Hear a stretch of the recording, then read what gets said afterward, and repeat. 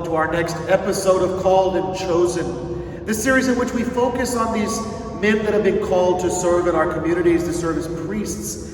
And it's a chance to hear a little bit about them, hear about their story, and hopefully encourage and grow a little bit of that culture of vocations in our parishes and communities.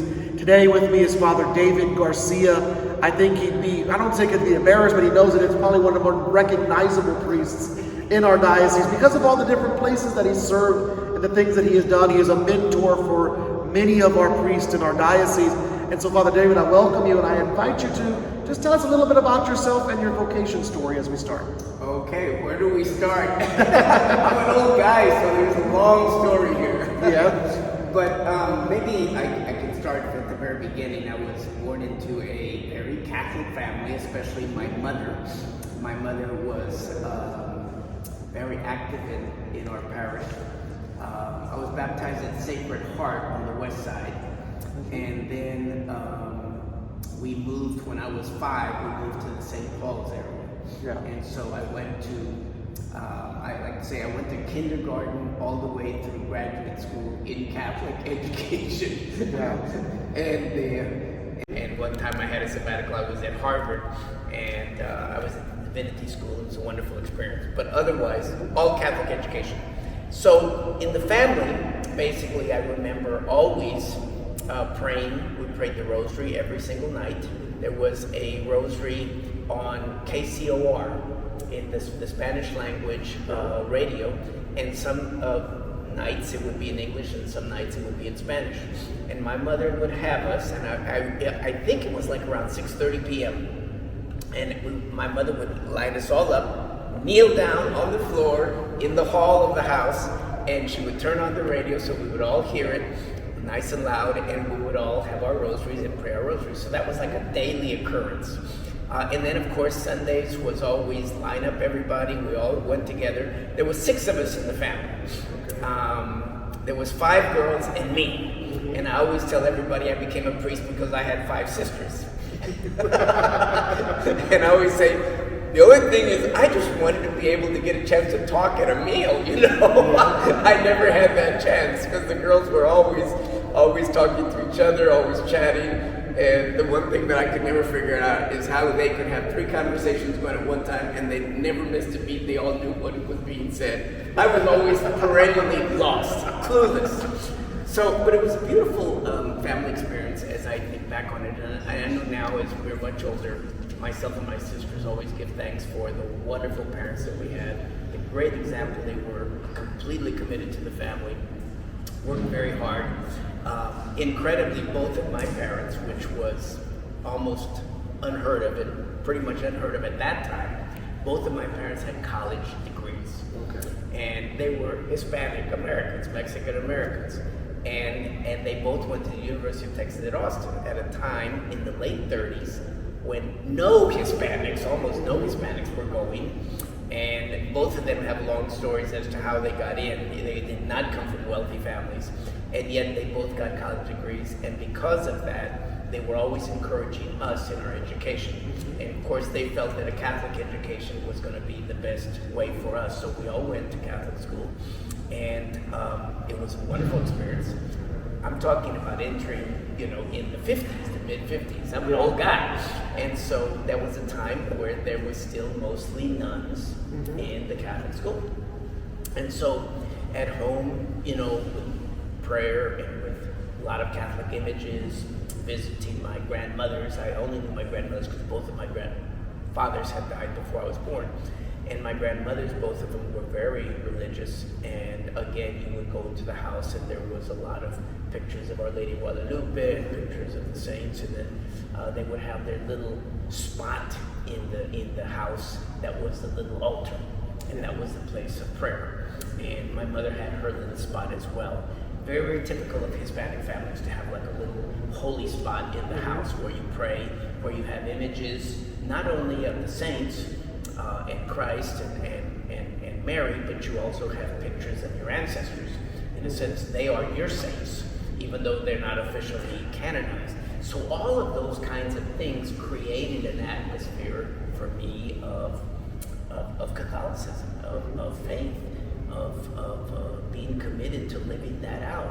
And then I saw how it made a difference in my parents' life.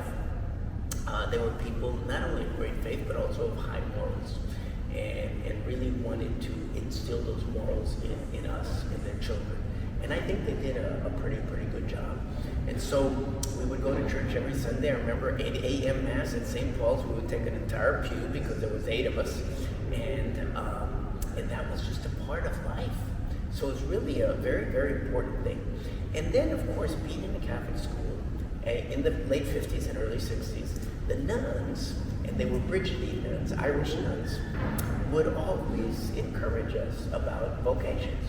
They would talk about that this is one of the best things that you could ever do, is to give your life to God and the church, and to be a priest or to be a nun, etc.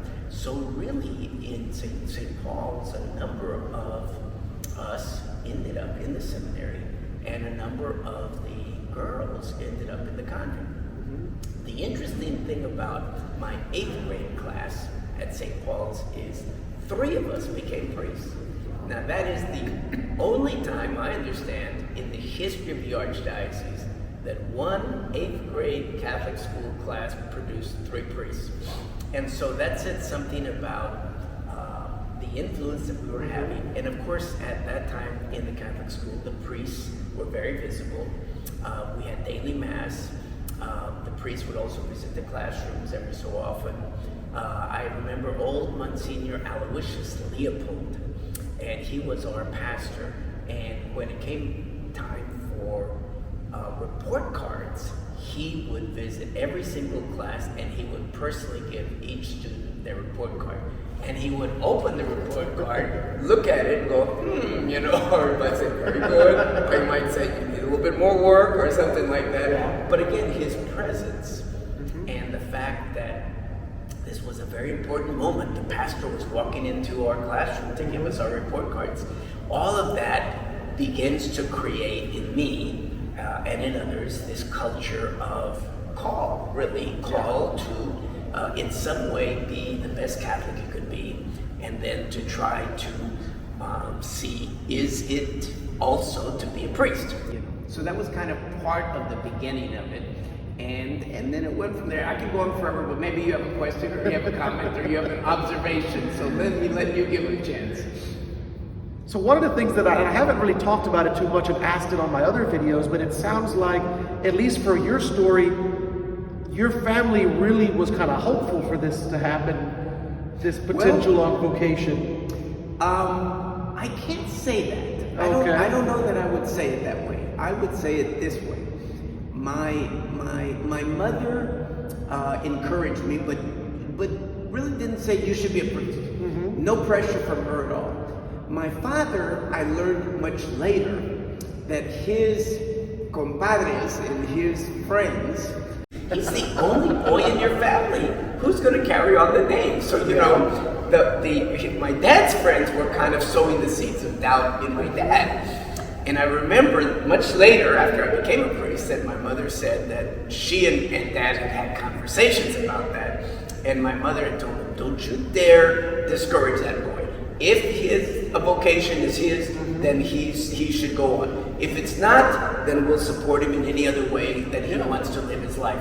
So my father kind of was very supportive, but kind of kept quiet about his doubts. I never heard his doubts until years after I was ordained. Okay. But I remember very much that when I was at the seminary, he was always worried. And part of the worry that he had was an image he had of what it meant to be in the seminary.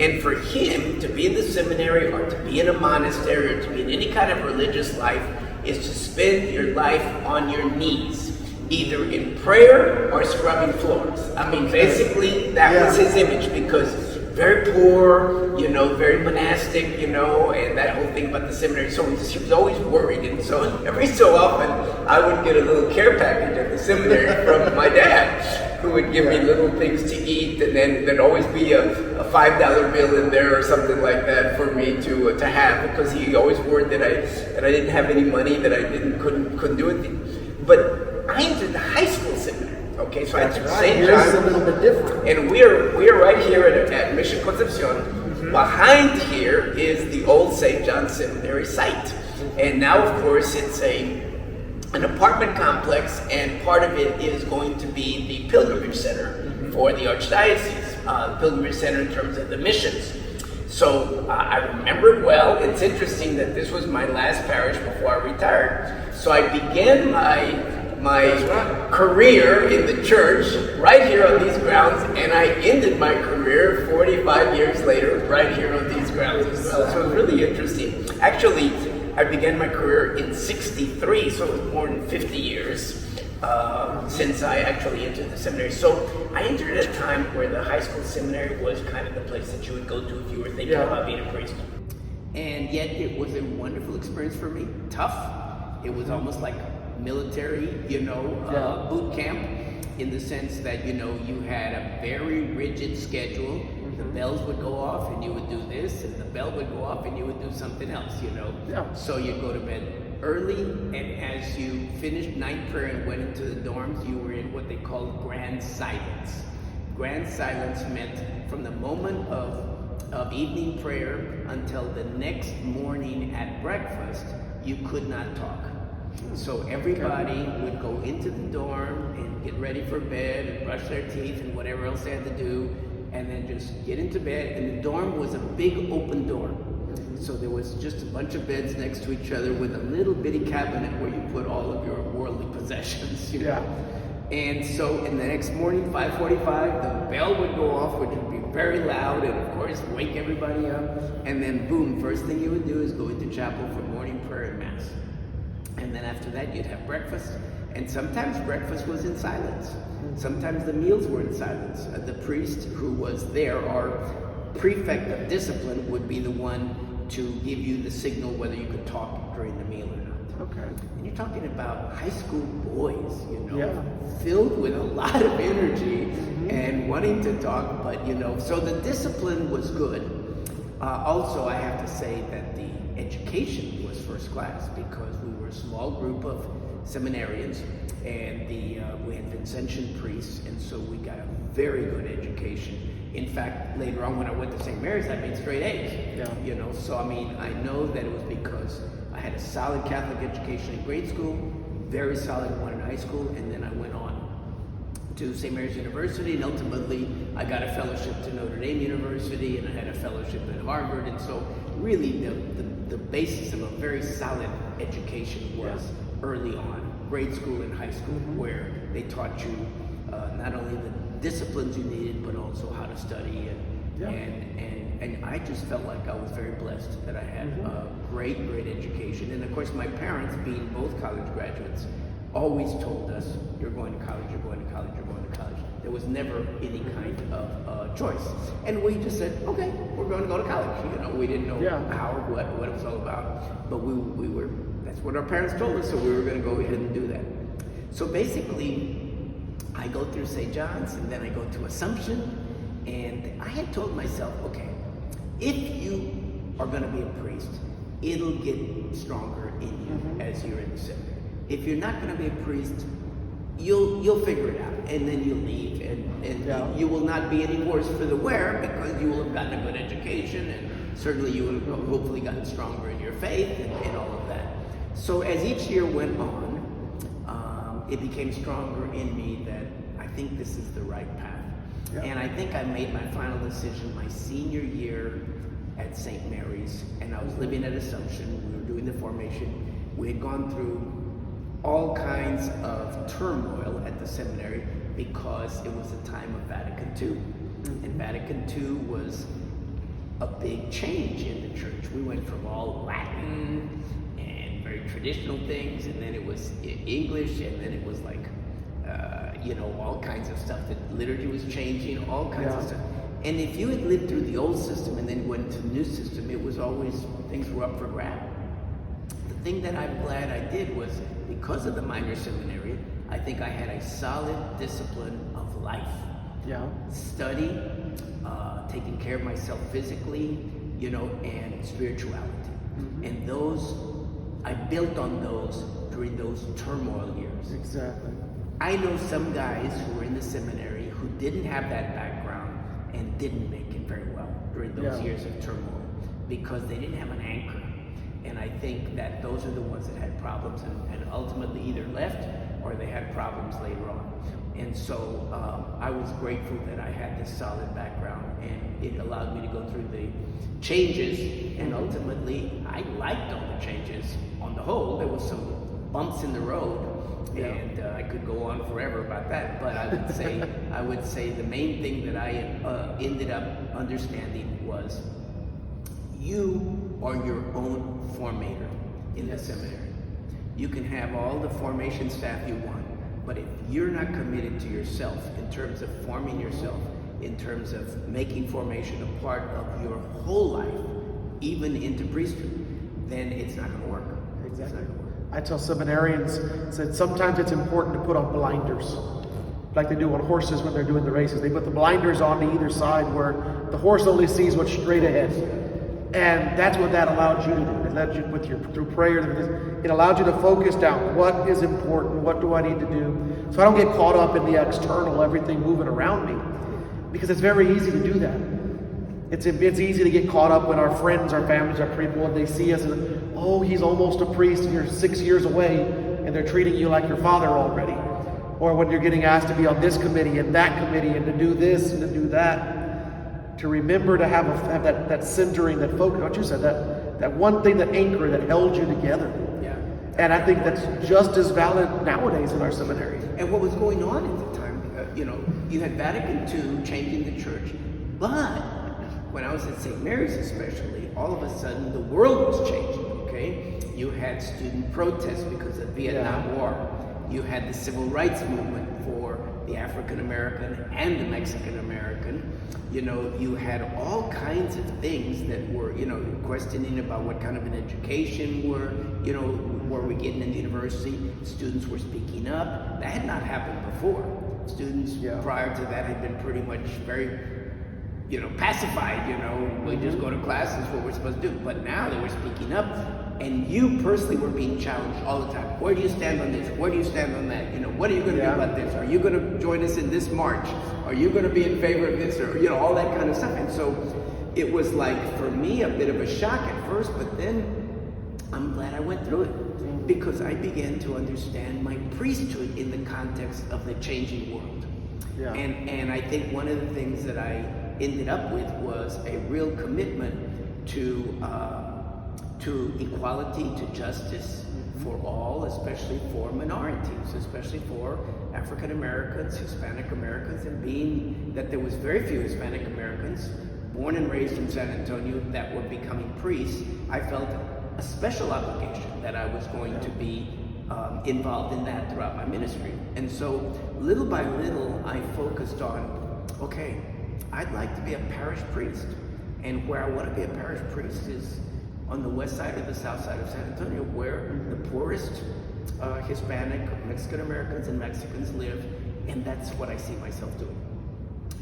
Granted, I only grew up on the west side for the first 5 years of my life, because then we moved to the near north side at St. Paul's. So in a way, after ordination, returning to the deep west side, which is what I did, it was a little bit of a change, but a wonderful formation experience for me, my first parish to be there, because I began to understand the people, visit the people in their homes, work with the young, with the youth, work with the elderly, work with all kinds of justice issues. Yeah. And that was very formative for me in my first 5 years. Was there something like, as you got into your priesthood, you're kind of sitting in those last years of your formation, you're getting ready to become a priest, you're like, this is something I'm anticipating being a little bit easy, this is something I'm thinking is going to be difficult for me, and did it turn out that way?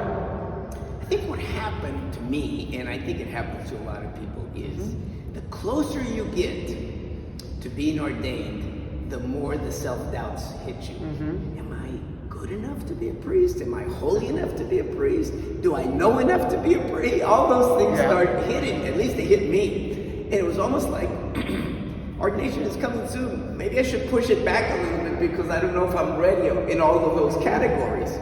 And yet, I finally resolved it by simply saying, you know what? This is not about you. This is about the Lord calling you. And if the Lord truly has called you, as it seems that the Lord has, then he's going to be the one that's going to make things happen for you. He's Yeah. the one that's going to support you. He'll help you find a way through this whole thing.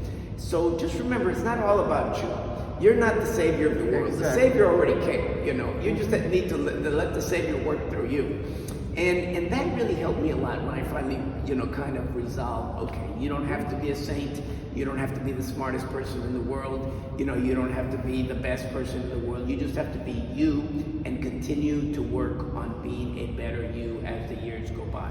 You're not perfect the day of your ordination. You are always a work in progress. And I think that's one of the things that has helped me a lot, even now as a retired priest. Yeah. Learning new things all the time. I mean, for example, as a retired priest, I wrote a book. I had never done that. It was a whole new experience, going through all of that. It was a wonderful experience, but something new for me. So I had to learn how to do all of that. Yeah. So it's been a wonderful experience. The other thing that's interesting about my vocation is that what I told you originally was as my seminary career or my seminary years in formation were slowly coming to an end, and I was seeing my vocation especially as trying to in some way serve the Hispanic community because I'm Hispanic and because there were so few Hispanic priests. And so, you know, learning Spanish, understanding the customs, the culture, you know, integrating all things, being committed to the people. What happened was I began to see the same kinds of justice questions that hit us at St. Mary's, you know, the Vietnam War, the civil rights, you know, all of that kind of thing that was hitting us. You know, it was in my parish. It was in my first parish. You know, recently I had Mass at my first parish. I was invited to go back there, and I decided to get there early and just drive through the neighborhood because I remembered how the neighborhood when I first got there was so poor and little bitty kind of shacky kind of homes. And then there was a junkyard across the street from the church. It was an illegal junkyard. Illegal in the sense that junkyards are supposed to have a permit. And this guy, who of course lived in a nice area of town, just decided that he had bought this big lot in front of the church and across the street from the church, and he was going to dump all kinds of stuff in it. And so he would dump, you know, chemical barrels, railroad ties, abandoned cars, junk. Yeah. And then never took care of the junkyard, high weeds, and there was some kind of a fence around it, but half the fence was falling down. The kids could go through there. It was filled with rats and snakes and everything you could think of in front of the church. And it was like, there's something wrong with this picture here, you know? And so basically that was one of the projects that we took on. I can't say me, but I was one of the leaders, obviously being the priest, and tried to integrate this whole thing of the injustice of having this in our community because we're poor. And the people told me, Father, we have written petitions about this junkyard for 40 years. They're not going to pay attention to us. The city doesn't care because we're poor. And that was the mentality. And to a certain extent, they were right. The city wasn't going to pay attention. Well, what happened was, when I was there, we had this community organizing effort going on that Archbishop Flores had been part of it as the auxiliary bishop, other religious leaders, ecumenical leaders, interfaith leaders, and ultimately it became COPS Metro. And they helped us, each neighborhood and each community, to focus on our issues, and then gave us some of the tools on how do we improve things and how do we deal with people of power. Because it was this whole thing of we're poor, they have the power, they have money, the city doesn't care about us, the business community doesn't care about us, and therefore we're never going to get anything. Well, that mentality began to change, and it was a beautiful experience. Because what it was really the church. My role was to connect that to Scripture, to connect that to the Eucharist, and to say, you know, the Eucharist calls us to be committed to each other. The Eucharist calls us to justice. Jesus himself was a prophet. He was a priest, prophet, and king. And so I began to understand my role as a priest, prophet, king, but the prophet part was going to be hard. And it was hard. And sometimes it was messy and difficult, but it really helped me a lot to be a better priest and help that neighborhood. I saw the neighborhood recently. There's a park across the street where the junkyard was. The people and the church working together. There's a park there. Homes now, there's some brick homes now. Not all of them, but many, many more than there were. Small, modest homes, but nice homes where there were shacks. Streets have been paved. Drainage is better. So those kinds of things happen at the same time that I feel a spiritual renaissance was happening. I think the two go hand in hand. Yeah. Because I think the scripture, and I think committing yourself to Christ is committing yourself to each other. And if I see injustice, and if I see poverty, and if I see people struggling, then I need to do something about that. And so that was a big part of my early formation. And then, like I said, I thought I was going to spend the rest of my ministry in the West Side or South Side, and that didn't happen. Then went to the Chancery within 5 years after ordination as the secretary to the Archbishop in charge of administration. I built the Chancery, never had built a building, not even a birdhouse in my whole life. So if the Chancery falls down, anyway, it's too late now. But the thing is, then it was like all of a sudden, I'm building buildings, and that's what I did at the cathedral. I was at the seminary, which I never expected to. I was rector of the seminary for a very brief period of time. I was vocation director, talking about this whole issue of trying to help young men discern their call to the priesthood. And then I went to the cathedral. That was another life-changing experience because the cathedral was ready to fall down, literally. According to the engineers, that dome was ready to collapse. And so that began this huge project of raising money and restoring the cathedral and then building the 2 buildings that are downtown. I never in all my life dreamed that I would be involved in that.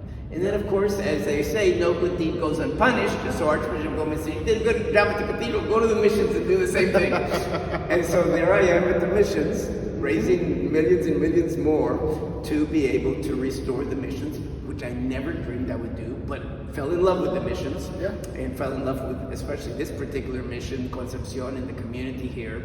And then, all other good things were happening. The World Heritage nomination came, and we got it because we had helped. We didn't do it all, but we had helped part of it.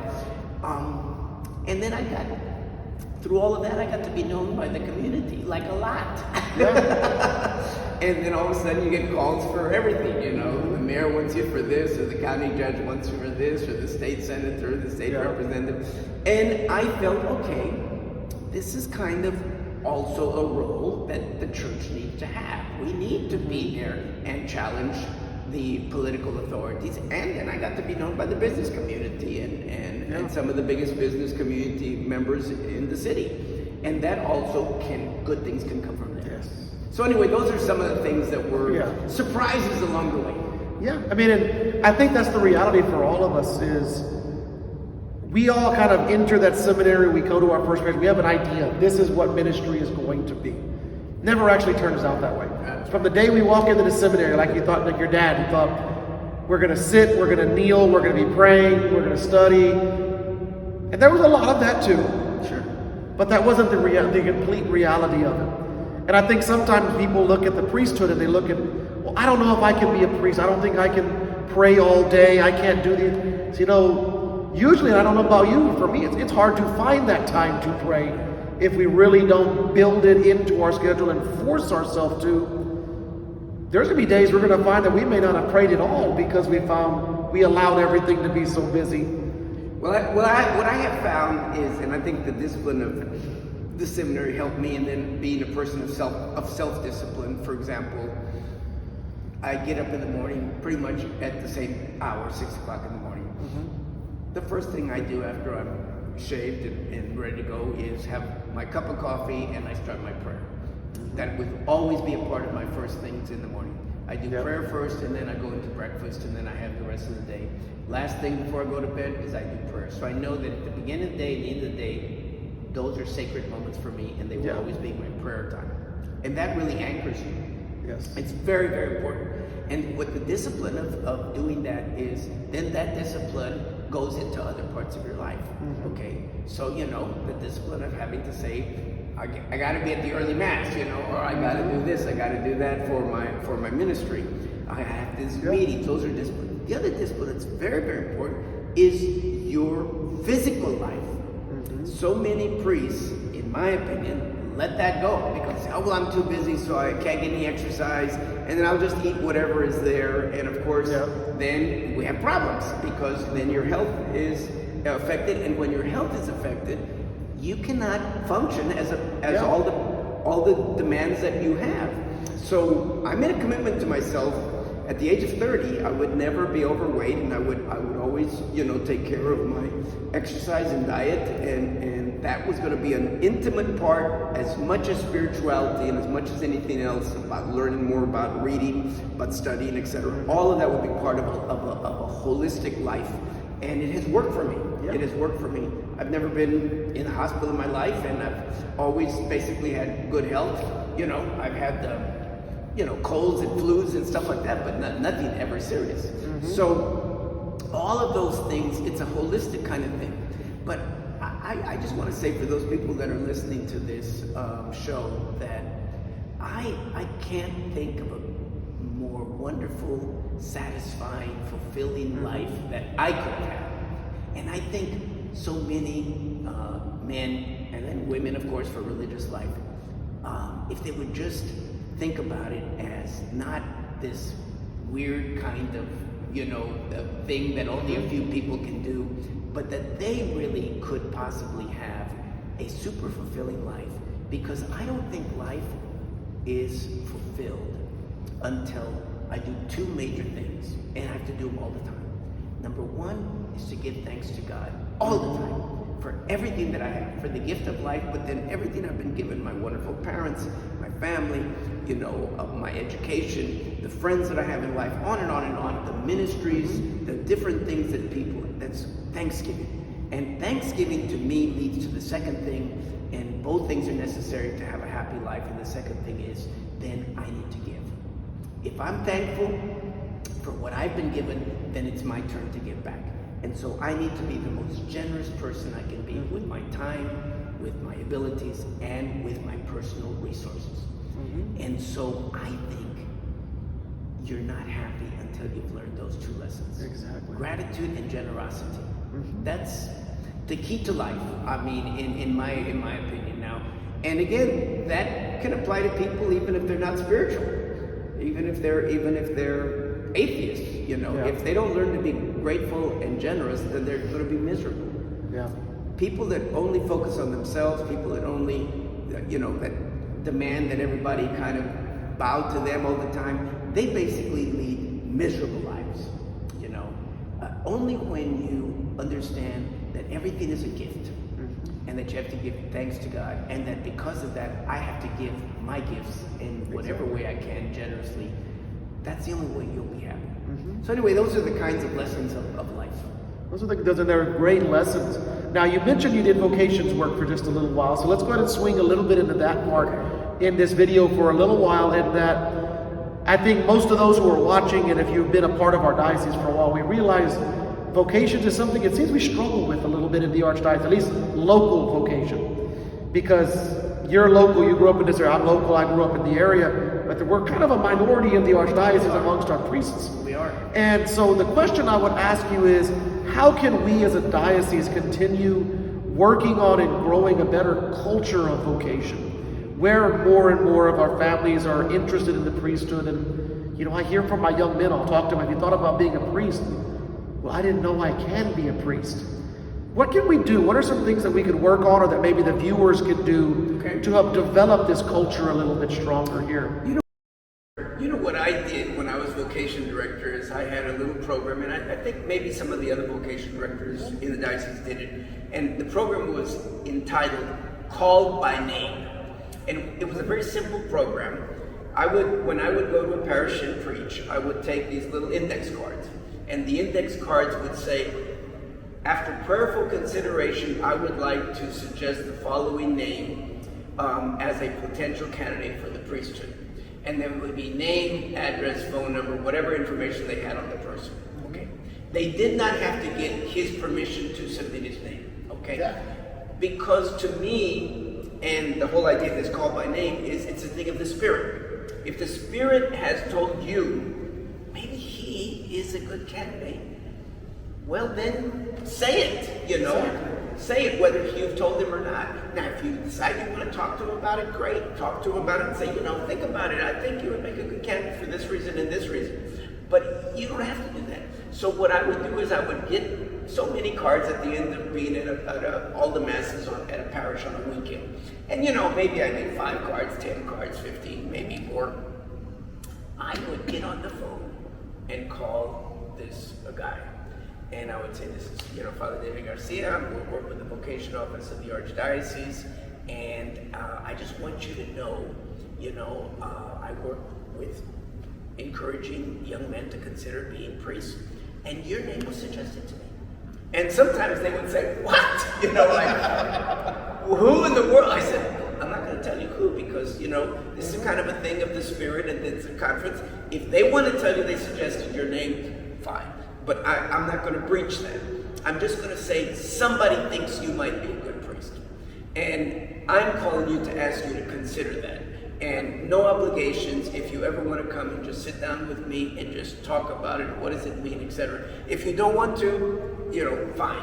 But it was amazing how some guys, after I would call them, would say, well, okay, I'll go talk to you, you know, I mean, with no obligations. And I'd say, no obligations, just come and talk. And amazingly, a few of those guys ultimately entered the seminary, and some of them became priests. Would we know any of those that didn't, that it worked with? Well, you know, I'm not sure, but I think a few, the ones that came in under me were people like Father Jeff Pale, Father Jimmy Drennan, Father Tony Villano, Father Eddie Morales. Those are a few that came in when I was working with the program. Arturo Cepeda, who's now an auxiliary bishop, came in. Now, he had already been in the minor seminary in Mexico when he came over, so he was suggested, but he kind of already had it in mind. So just a few of those names were some of the ones that I worked with and ultimately became priests. And there's a few more, but I was just very blessed that somehow or another, some of them, and then for even the ones that ultimately didn't become priests, maybe they spent a few years in the seminary, maybe they were just in the program. Yeah. And they ultimately thought, okay, I'm not called, I don't feel I'm called to be a priest, but I would feel called to be in some way involved in the church. Yeah. And so we didn't lose on that one, you know. Yeah. There was a good lay man that now is helping the church. Yes. I think that's the perfect way to look at that. Yeah.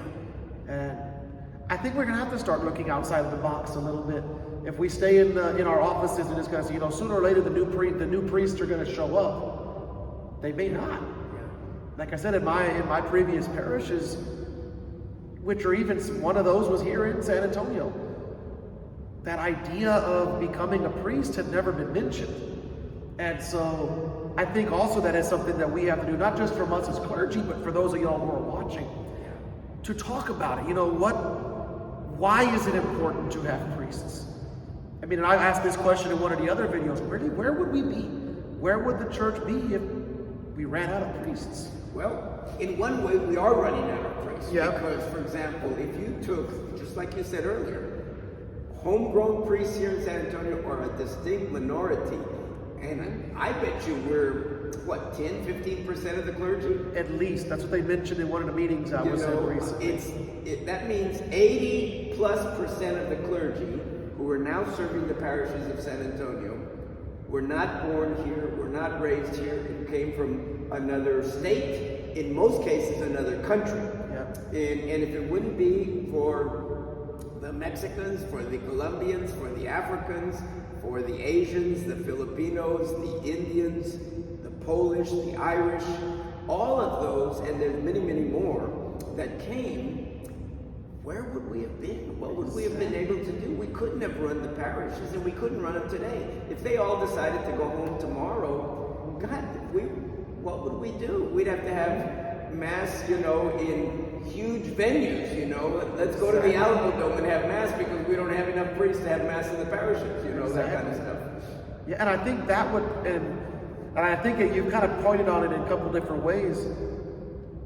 It would lessen the church, not just in regards to not having access, but part of the role in our priesthood and the role in the relationship with our people is that relationship. And it's being in a way we can actually know their families and they get to know us inside here and really get involved with them. That's a... Now, I do want to say one thing. Having all those priests come from all those countries is a sign of the universality of the church. That's true too. And so they are a blessing. Yes. And not only a blessing, but are helping all of our people to understand the different cultures of the world, the different backgrounds, the different histories, and to appreciate them. I mean, for example, to see a African priest in the heart of the West Side speaking Spanish to people and being loved and accepted and everything like that, that's wonderful, you know. Yes, it is. To have a Mexican priest way on the far north side, you know, in Stone Oak or one of those areas, where north of Hildebrand there was never any Spanish-speaking masses. Now they're all over the parishes there.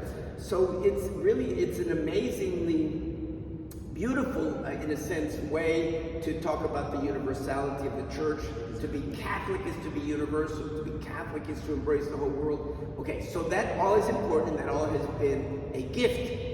It still does not mean we shouldn't produce vocations. We still should be getting vocations for our parishes and from our parishes of guys from here. I agree. And so I hope that is something that as our viewers are watching, who is going to fill their shoes? It's an old George Jones song. It's one of my favorite songs that I've ever listened to. And in that thing, he's talking about, you know, he's reflecting on all the classic country music artists and the impact they had on music at that time. But now I look forward and I look at our diocese. Who is going to replace the Hubertuses of our diocese? The David Garcias, now that you've retired. Who are going to fill those shoes? And as I end this episode, I'll end the way I did last time.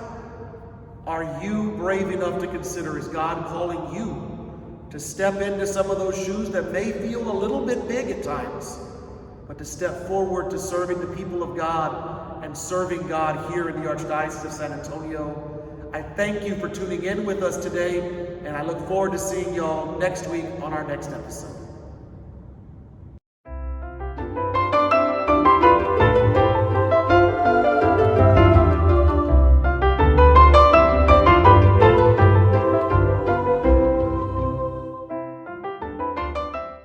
Thank you so much for being a part of watching this vocation video series, and we're excited that you took time to do so. God has a call for each and every one of us, and maybe God is calling you to be a priest or a religious brother or sister. So don't be afraid. God's love is with you, and God will give you the strength to answer that call. If you'd like to speak with me or anyone in the vocation office, or you seek further information, go to our social media, San Antonio Vocations, or just simply look us up, Google us, and you'll find the information, and we'll get information to you as quickly as possible. God bless you, and God be with you.